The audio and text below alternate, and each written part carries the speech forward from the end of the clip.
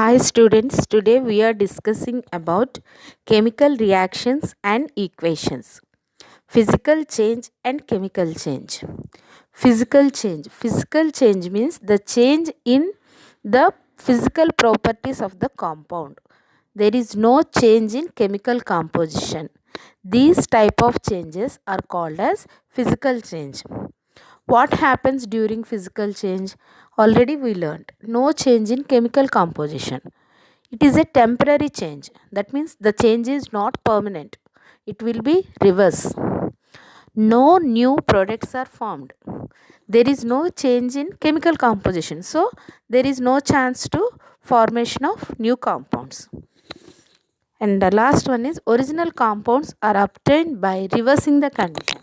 That means by reversing the condition we will get back the product. See, first example, melting of ice. When you take ice from the freezer, when you are keeping outside, that means you are increasing the temperature. Then ice melts into water. So this is physical change. When you keep the water again in the freezer, that means you are decreasing the temperature. Again it will form as ice.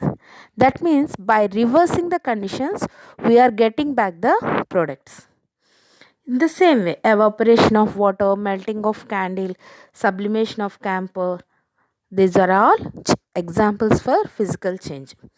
Changes may be exothermic or endothermic. Exothermic means they can evolve heat. Endothermic means or they can absorb heat. Both conditions will happen during the physical change. Chemical change. The change in which change in chemical composition takes place are called chemical change. That means chemical composition will change. These type of changes are called chemical changes. What happens during chemical change? Change in chemical composition. It is a permanent change. Before we learnt temporary change. Temporary means the by reversing the conditions we are getting back the product, but here it will not happen. It is a permanent change. New products are formed. During the chemical reactions we are getting new products also. Original compounds are not obtained by reversing conditions. We will not get back the original products by reversing conditions. Changes may be exothermic or endothermic. That means they can absorb heat or they can evolve heat. Both in any one of both can be happen. Example, take burning of coal, digestion of food, respiration, rusting of iron, curding of milk. These are all examples. Curding of milk. We can change milk into curd, but we can't change curd into milk by reversing conditions. That means the chemical composition itself changing. So we will not get back the products. Okay, these all come under chemical change. When you burn a paper, you will get the ash. From ash we can't get the paper back. These type of changes come under chemical change. Exothermic and endothermic reactions. What are exothermic? The reactions involving liberation of heat energy are called exothermic. That means when a chemical reaction takes place, a new substance is forming along with some heat. That type of reactions are called exothermic. Suppose when you burn a coal, coal means carbon. When you burn a coal, we are getting carbon dioxide gas. Okay, clearly we can observe the gas. At the same time, we are getting the heatness also. Yes or no? That means it is undergoing chemical change along with some heat. It is giving heat. When it is giving heat, that type of reaction is called exothermic reaction. See the example. C plus O2 gives rise to CO2 plus Q. Q means here heat. Endothermic reactions. The reactions involving absorption of heat energy are called endothermic. Some reactions takes place by absorbing heat. That type of reactions are called Endothermic. That means suppose um, when you want any chemical change to happen, we have to heat it.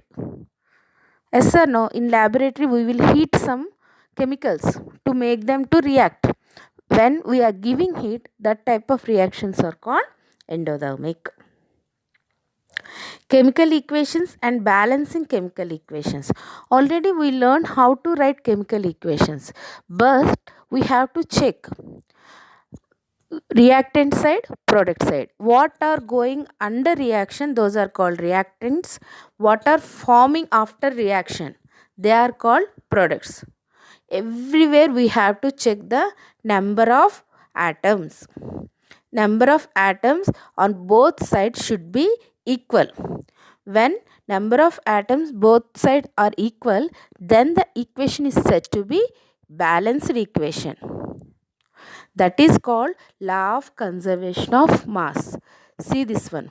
Equations are balanced according to law of conservation of mass to equalize the number of atoms of different element on reactant side and product side. That means both sides the number of atoms should be equal. A formula unit is a unit corresponding to a given formula. That means suppose H2O, that is the unit formula. Okay, if suppose 2H2O, that means two water molecules. Like that we have to understand. Generally chemical reactions are balanced by trial and error method. Trial and error. First we have to balance reactant side, then we have to go to product side. Suppose if any change will be there, again we have to come under reactant side to change the number. In this way we have to undergo trial and error method. Okay, why should we do chemical equations balanced? Sorry, interpretation of balanced chemical equation. What happens if we balance the equations? We have to learn about some terms like Avogadro number. Avogadro number means the weight of the substance containing Avogadro number of atoms or molecules is called a mole. 1 mole, 2 moles we are saying. That means how many number of molecules are there. That weight of that molecule is called a mole. What is the value of Avogadro number? This is very important. 6.022 into 10 power 23. Very important. Learn this number. Okay, see this one. The volume occupied by 1 gram molar mass or 1 mole of any gas at STP is called gram molar volume. Very important. That means we learned what is mole. When 1 mole gas we took and at STP, that means normal standard temperature and pressure, the gas is occupying some place. How much place it is occupying, that is called gram molar volume. 1 mole of any gas at STP occupies 22.4 liters. This is standard value. How much 1 mole gas will occupy? 22.4 liters. A balanced equation indicates nature of reactants products through their symbols and formulae. Yes or no? Suppose carbon dioxide, that means we will draw an up arrow. Up arrow shows gas form. That means by seeing the equation we can observe the what is the nature, what is the state and how they are forming. Like that we can observe all the things. Ratio of number of molecules of reactants and products. We can observe how many reactants are there, how many products are forming, how many atoms of reactants are there, how many atoms are there in products. Like that we can balance everything. Once see this flow chart. 1 mole. 1 mole means first of all Avogadro number. 1 mole, number of molecules in 1 mole gas will be Avogadro number 6.022 into 10 power 23. What it is called? 1 gram atomic mass or 1 gram molar mass. And 1 mole of gas occupies how many liters, 22.4 liters, that is the volume. Okay. Types of chemical reactions, or we observed chemical reactions, but all reactions are not equal. There are some differences. Depending upon them, we are dividing these chemical equations into four types: combination reactions, decomposition reactions, displacement reactions, and double displacement reactions. We will follow one by one. Combination, the reaction in which single product is formed from two or more reactants, is known as chemical composition. That means two or more reactants are undergoing chemical change and forming only one single compound. See the example, 2Mg plus O. How many reactants are there? Two reactants. But how many products we are getting? Only one product. These are called chemical combination reactions. Decomposition reactions, a reaction in which a compound split into two or more products, is called decomposition. That means reverse to the chemical combination. Reactant side only one compound is there, but on product side two or more. See the example, CaCO3 gives rise to CaO plus CO2. That means here what's happening, one calcium carbonate, only one reactant is there. When you are heating, how many products we are getting? Two. So these type of reactions are called decomposition reaction. All decomposition requires energy in the form of heat, light, or electricity.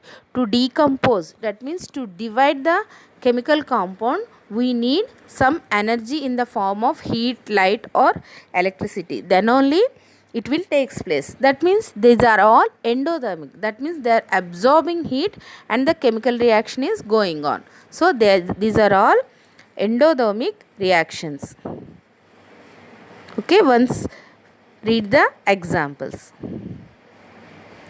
Displacement, in the word itself it is there, it is displacing one atom. One atom is displacing the other atom. A reaction in which one element displaces another element from its compound is called displacement. That means another atom is coming to other atom's place, displace. Okay, so you have to understand this one. See the example, zinc plus 2HCl gives rise to ZnCl2 plus H2. See the reactant side, HCl forming as one compound, hydrogen and chlorine. But in reactant side, in H plus what came? Zn came. That means ZnCl2 plus H2. That means zinc is displacing hydrogen. So these reactions are called displacement reactions. Double displacement, a reaction in which two reactants exchange their constituents chemically to form new products, are called double displacement. That means in chemical displacement only one atom is displacing other one, but here both reactants will exchange their atoms. See the example. Simple example we will see. NaCl plus AgNO3. Here Na and Cl, they are forming as one compound. AgNO3, another compound. What's happening? Ag is combining with Cl, Na is combining with NaNO3. See the new products, AgCl plus NaNO3. So these type of reactions are called as double decomposition or double displacement reactions. Next one, oxidation. A reaction that involves the addition of oxygen or removal of hydrogen or loss of electrons is called oxidation. That means in any reaction, if oxygen is combining with chemical substance, that is called oxidation reaction. Or you are removing hydrogen from the compound, that is also called as oxidation reaction. See the example, 2Cu plus O gives rise to 2CuO. That means oxygen is combining with copper. So these type of reactions are called oxidation reaction. Reduction, reversible reaction to the oxidation. That means there we are adding oxygen or removing hydrogen. Reduction means we will remove oxygen or we will add hydrogen. Okay, a reaction that involves addition of hydrogen or removal of oxygen or gain of electrons is called reduction. Example, CuO plus H2 gives rise to Cu plus H2O. These here we are adding hydrogen, okay, and we are removing oxygen from the copper oxide. So in these type of reactions are called reduction. Oxidizing agent. The reagent that undergo reduction is called oxidizing agent. In any reaction, what element is going reduction is called oxidizing agent. Reducing agent. The reagent that undergo oxidation is called reducing agent. That means oxidizing agent means undergoes reduction. Reducing agent means undergo oxidation. Okay, once try to understand the terms. Redox reactions or oxidation reduction reaction. That means both oxidation and reduction both will happen in the same chemical reaction. Those are called redox reactions. See the example. CuO plus H2. What substances are forming? Cu plus H2O. That means here from copper we are removing oxygen. So that is reduction. For H2 we are adding oxygen. So that is oxidation. Both are happening in the same reaction itself. Those are called redox reactions. Effects of oxidation in life. In daily life we can observe oxidations everywhere. For example, corrosion. Corrosion means rusting of iron, formation of black layer on the silver. These are all examples of corrosion only. Okay, what happens here? The metal itself reacts with air and moisture is called corrosion. This corrosion leads to damage in the metal. Okay, so we have to protect the metal by following some methods like, see, the process of coating zinc on iron. So to avoid rusting of iron, what we are doing, we are forming a layer of zinc on the iron. This protects iron from rusting. Okay, these type of reactions are called galvanization. Mixture of metals or metal and non-metals is called alloy. That means to protect metals, what we are doing, we are mixing one or two metals or we are mixing metal and non-metal to change their physical properties. Okay, this mixture of metals is called alloy. Stainless steel is an alloy of iron, carbon, nickel and chromium. See metallurgy further details. Already we kept metallurgy video. From that chapter we can learn about alloys. The color change on the cut surface of fruits like apples, pears, bananas, potatoes, etc. See, when you cut an apple and kept it in the air, after some time we can observe change in its color. This is also due to oxidation. Burning of crackers. For Diwali and for some occasions we will burn crackers.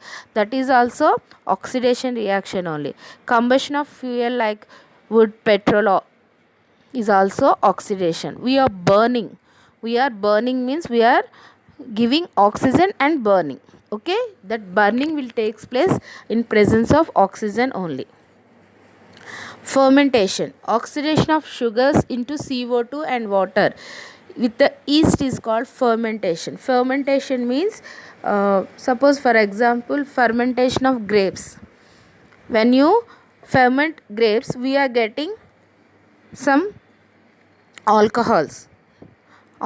Fermentation means we have to add the yeast and we have to undergo, we are doing, we are making it to oxidize. Okay, so that is also oxidation process. Bleaching action of moist chlorine due to oxidation of colored objects by nascent oxygen. Yes or no? If you add some bleaching powder on dark color material clothes, there we can observe the shade in the color. So that is also oxidation only.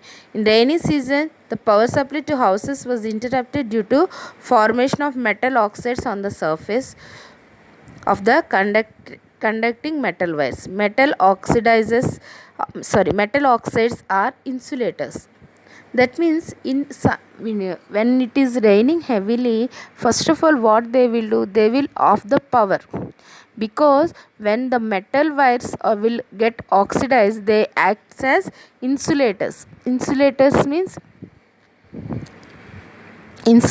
means they can pass electricity through them. So for safety purposes, what they will do, they will off the power supply.